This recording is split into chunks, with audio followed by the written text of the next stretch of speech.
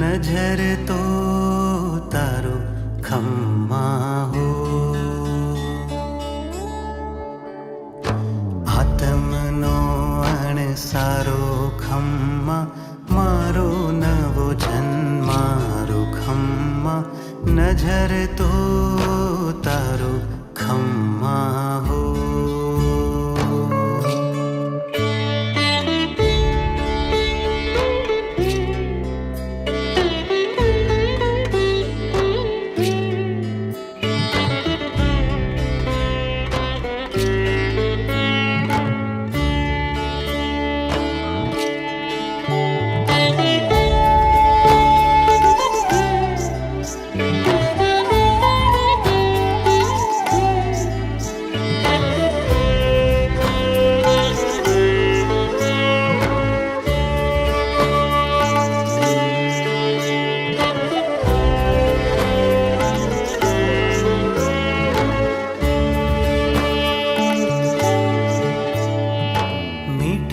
રાંધો હરખ રાંધો, વાલપની કોઈ પરબ બાંધો, ખલકમાં ખીલ્યું રે નમણું ફૂલ. ચાંદો લાવો સૂરજ લાવો, એમાંથી ઘૂઘર્યું રે ઘડાવો, જાણું છું મોંઘેરા એના અખંડ રહેજો રે અજવાળા, ઓ આકાશે રેવાવાળા, લખજો હે તેથી એના લેખ. હારું તુજ પર હારું ખમ્મા, વારું જીવતર વારું ખમ્મા, નેહથી નિહારું ખમ્મા હો. ઉગ્યો રે ધબકારો ખમ્મા, મારા નભનો તારો ખમ્મા, નજર તો તારો ખમ્મા હો. નજર તો તારો ખમ્મા હો.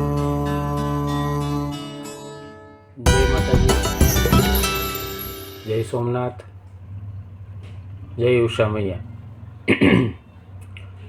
બુલબુલબેનનો આજે જન્મદિવસ, અને આજના દિવસે તેમને જન્મદિવસની ખૂબ ખૂબ ખૂબ ખૂબ શુભેચ્છાઓ. તેઓ ખૂબ પ્રગતિ કરે, ખૂબ આગળ વધે, એમની મનની બધી જ મનોકામનાઓ સિદ્ધ થાય એવી ઈશ્વરને પ્રાર્થના કરીએ. નિત્યક્રમ મુજબ જન્મદિવસે વિડીયો દ્વારા શુભેચ્છા. કદાચ આ વિડીયો પોસ્ટ થશે ત્યાં એમના જન્મદિવસનો દિવસ પૂર્ણ થવાના રહેશે. સતત વ્યસ્તતાઓને કારણે આ વિલંબ થાય છે, પણ પેલું કહેવાય છે ને કે સિદ્ધિ હાંસલ કરી લીધા પછી જે આનંદ આવે છે એની કરતાં સિદ્ધિ હાંસલ કરવાની જે પ્રક્રિયા છે એની આનંદ મજામાં વધારે હોય છે. ને એવી અનુભૂતિ અમે વારંવાર કરતા હોઈએ છીએ. જ્યારે ક્યાંક બહારગામ જવાનું હોય અને એની તૈયારી કરવાની હોય, વહેલા ઉઠીને સવારમાં નીકળવાનું હોય, અને એ જર્ની જે આખી થાય, એટલી મજા જ્યાં પહોંચવાનું હોય ત્યાં પહોંચીને પછી નથી થતી હોતી. એટલે હંમેશા પ્રોસેસની મજા હોય છે, પ્રવાસની મજા હોય છે. એટલે કદાચ આખો દિવસ કેવો વિડીયો મામા આપશે, મારા વિશે શું બોલશે, એની જે તાલાવેલી કદાચ એટલા માટે જ આ વિલંબ થતો હશે બધા માટે. અને એવી આ વિલંબ સાથે હું આજનો વિડીયો બુલબુલબેન માટે ડેડિકેટ કરું છું, એને સમર્પિત કરું છું.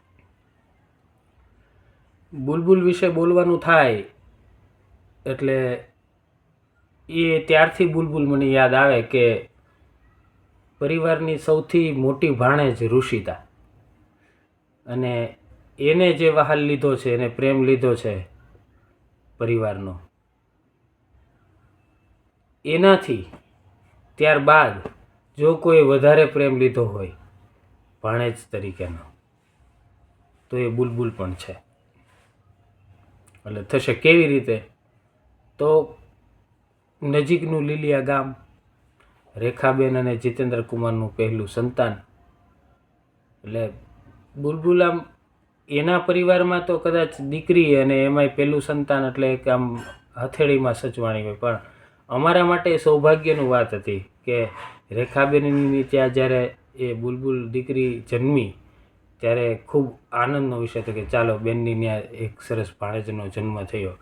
એટલે એ લીલિયાથી અવારનવાર નજીક હતું. એટલે આવે મેં અગાઉ પણ જીતેન્દ્ર કુમારના વિડીયોમાં કહેલું કે નજીક હતા એટલે બધા તહેવારો પણ સાથે ઉજવતા, બધા સરસ મજાના અમે આમ અવારનવાર મળવાનું થતું. ને ત્યારે એની લગભગ એ જાજા બાઇક પર નહીં, ટ્રેનમાં ને એમાં જ આવવાનું, એટલે લીલિયા ટુ સાવરકુંડલા. તો એવા બુલબુલબેન કે જેમને ખૂબ બધો મોસાળનો એને પ્રેમ લીધો છે, વહાલ લીધો, ને એના કારણે જ એનામાં એ મોસાળત્વનું, એના પ્રત્યેનું એનું એટેચમેન્ટ એ વિશેષ છે. અને એને હું અવારનવાર એની આંખોમાં, એના વાતોમાં, એના હૃદયમાં એ પારખતો આવ્યો છું. મને યાદ છે, વચ્ચે વાત કરી દઉં, હમણાં મેં ગયા વર્ષે ઓપરેશન કરાવ્યું પીઠમાં, તેને સમાચાર મને જોયો નથી, સમાચારની એટલી રડે. તો એ રડવું એ કે મામાને આવું કેમ થયું, એમ મામાને આવું થવું જ ન જોઈએ, ને છતાં થયું છે તો હવે એને કેટલી બધી તકલીફ હશે, એવું બધી કલ્પનાઓના વિચારોથી એ એટલી ધ્રુસકે રડે. મેં કીધું મને કાંઈ વાંધો નથી, હું એકદમ હરું સ્વસ્થ મસ્ત છું. પણ એ એનો મારા પ્રત્યેનો લગાવ છે, એનું એટેચમેન્ટ છે, પ્રેમ છે, ને સાચો પ્રેમ છે. એટલે મને આમ ગદગદિત થઈ જવાય કે કહેવાય ને 100 બ્રાહ્મણો બરાબર એક ભાણેજડા. તો મારી માટે તો એ ખૂબ ગર્વ અને આનંદની વાત છે કે એટલા બધા ભાણેજો ને એમાંય એટલા બધા પાછો મને પ્રેમ કરે, ને એ પૈકીના બુલબુલબેન. એટલે ખરેખર હું મામા તારથી મોટો પણ છતાંય તને હું કાયમ તારો ઋણી રહી શકું, કારણ કે તું ખૂબ લાગણીશીલ છે અને ખૂબ મને પ્રેમ કરે છે, અને હું પણ તને ખૂબ પ્રેમ કરું છું. એટલે વાત કરવી છે મારે તારા બાળપણથી શરૂ કરીને આજ સુધીની. તું નાનકડી એવી હતી અને તારા મમ્મી પપ્પા સાથે કોઈ તહેવારોમાં આવે કે આમ મળવા આવે તો ત્યારે તારા પપ્પાએ નવું બાઇક CD ડોન લીધેલું અને એમાં આગળ બેસાડી દેતા, અને રાજભાઈ નાનકડો હોય તો તારા મમ્મી પાસે પાછળ બેઠો હોય, તો ઠંડી ન લાગી જાય તારા પપ્પા ન્યૂઝપેપર લગાવીને પણ બાઇકમાં આગળ બેસાડીને, અને આખી વીંટી દીધી હોય, આંખો જ તારી દેખાતી હોય, વહેલા આવ્યા હોય ને સવારમાં તો આંખો જ તારી દેખાતી, આખો ટોપો ફિટ કરી દીધો હોય, મોઢું બાંધી દીધું હોય, સ્વેટર પહેરાવી દીધું હોય, ને એટલી સરસ મજાની તને આમ આખી ડાગલા જેવી કરી દીધી હોય, અને પછી તું ઉતરે ને ત્યારે સીધી તને બાઇકમાંથી આમ તેડી લેતા. અને એ તું જે સમય હતી ત્યારે અમને એકદમ લાગતું કે નહીં અમારે ગોળનું ગાડું આવ્યું હોય. એટલે આ બુલબુલબેન અવારનવાર. પછી ઘરે જવાનું હોય ત્યારે એવા નાટક પાછા હોય, એક રાત માટે આવ્યા હોય ને 2 રાત રોકાઈ જવાનું, એવી જીદ કરે, એવું રડે. હું પછી વળી મનાવીને પાછો રેલવે સ્ટેશન મૂકવા આવું, ને ત્યાં ગયા પછી પાછા રેલવે સ્ટેશનના ભજીયાને ગોટા ખવડાવું તો ખરો, વળી પાછું જરૂર પડે તો હારે એક પડીકું બાંધી દઉં, રસ્તામાં ખાવા થશે એમ કરીને. એટલે પહેલેથી તારો મોસાળ પ્રત્યેનો પ્રેમ રહ્યો છે, અને આજે પણ તું સમય મળે, તક મળે ત્યારે તું આવતી જ રહે છે. આવું તારું બાળપણ તો રહ્યું, તે શિક્ષણમાં પણ ખૂબ સરસ કર્યું. લીલિયાની અંદર હતી તો સારું રીતે અભ્યાસ કર્યો, અને અમરેલી આવ્યા પછી તો સતત જીતેન્દ્ર કુમારને ગર્વ થાય એવું પરિણામ તે આપ્યું. ખૂબ સારું ભણી, અને હું જેનાથી સતત ભાગતો રહું અભ્યાસમાં, એવા વિષયમાં તું ફિઝિક્સ ને મેથ્સ ને એવા વિષયોને લઈને સરસ મજાનો તે અભ્યાસ કર્યો. ફિઝિક્સ વિષયની અંદર અત્યારે MSc થવું એ કોઈ નાની વાત નથી. અમે જાણીએ છીએ, કદાચ એટલું બધું તો એ ક્ષેત્રમાં ખેડાણ નથી, પણ હવે શિક્ષણમાં આવ્યા પછી જાણું શકું કે આ બધા વિષયોને ન્યાય આપવો કંઈ સહેલો નથી. એ તો વાતું કરનારા વાતો કરે, બાકી એની માટે કેટલી પ્રતિબદ્ધતા જોઈએ, કેટલી કટિબદ્ધતા જોઈએ, અને કેટલો બધો સંકલ્પ મજબૂત હોય ત્યારે એમાં સારું પરિણામ મેળવીશું. અને તે ઉત્કૃષ્ટ પરિણામ સતત આપ્યું. આજે તું એક શિક્ષક બનવાના ગુણ એટલે કે B.Ed કરી રહી છે, એ પણ આનંદનો વિષય છે.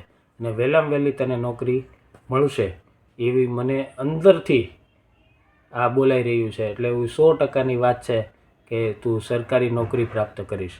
અને પાછું શું છે કે જીનેટિકલી પણ એ ગુણ તારામાં. મને યાદ છે સાવરકુંડલા નાની હતી ને તું આવતી, બાની સાડી પહેરીને ટીચર્સ રમતી. એમાં તો ખુશીબેન પણ ખરા, ઋતુબેન પણ ખરા, તમારી ત્રિપુટી તો છે જ.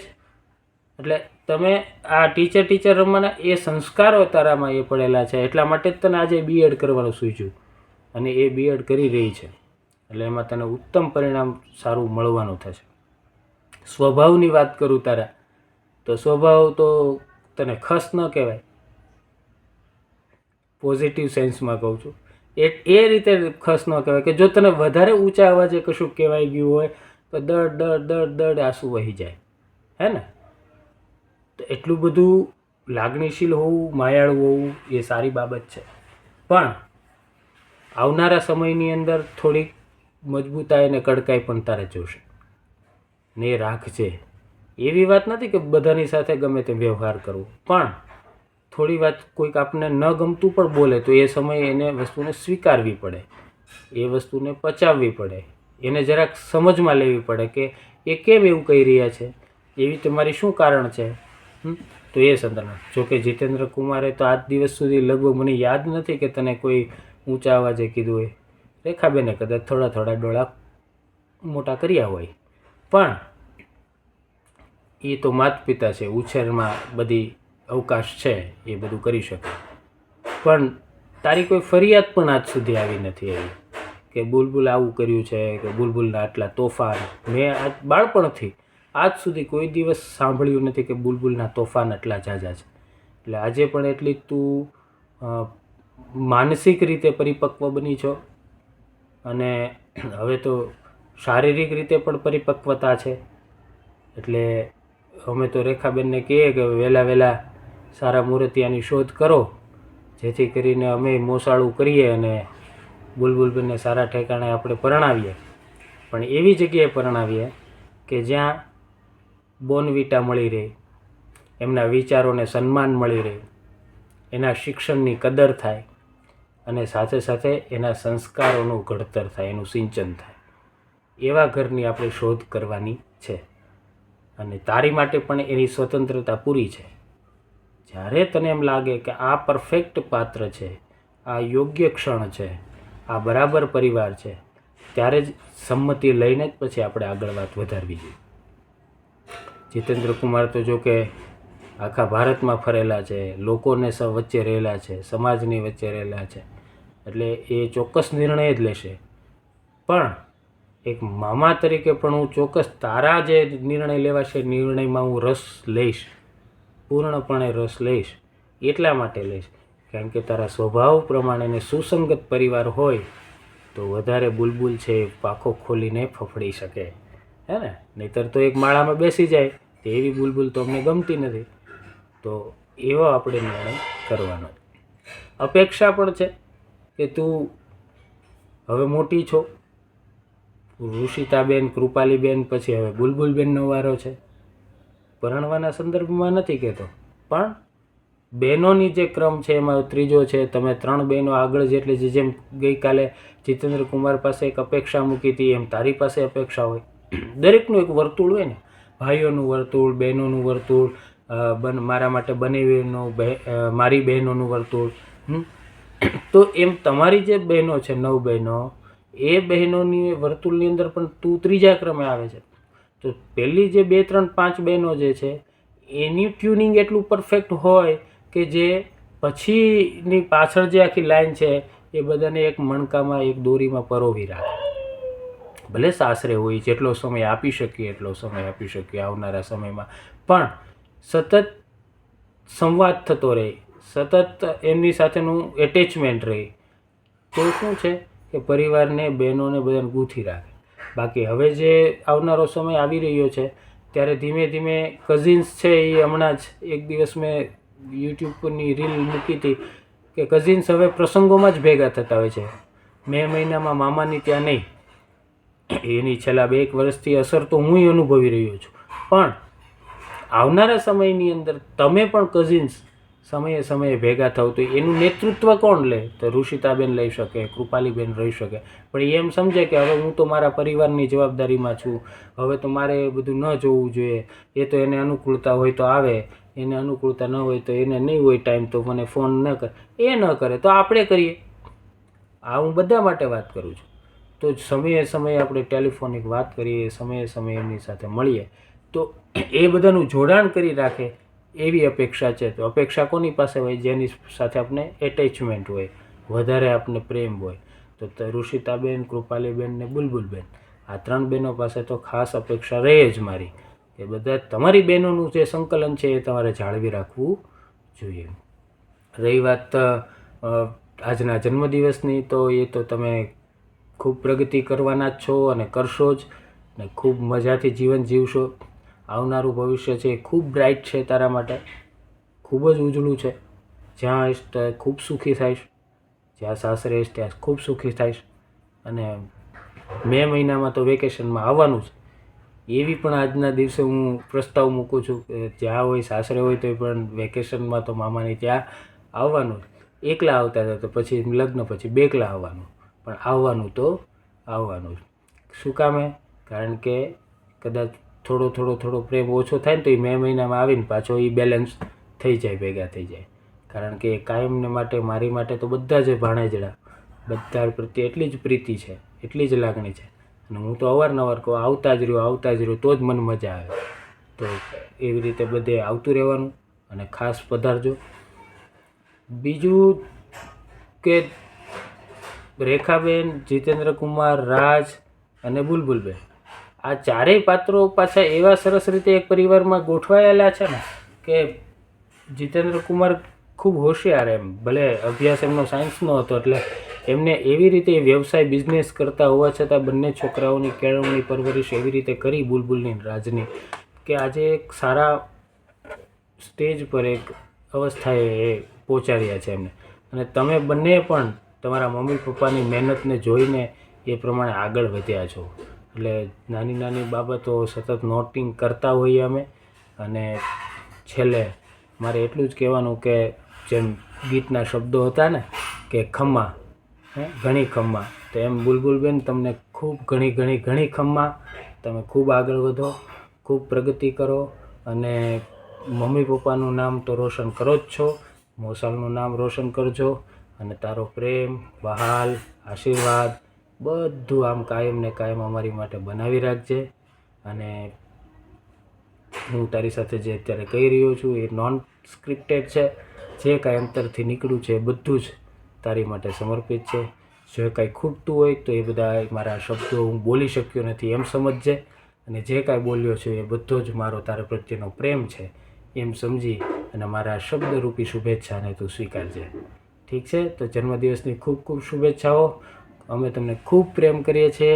આઈ લવ યુ બુલબુલ. એન્ડ જન્મદિવસની ખૂબ ખૂબ શુભેચ્છાઓ. આવજો.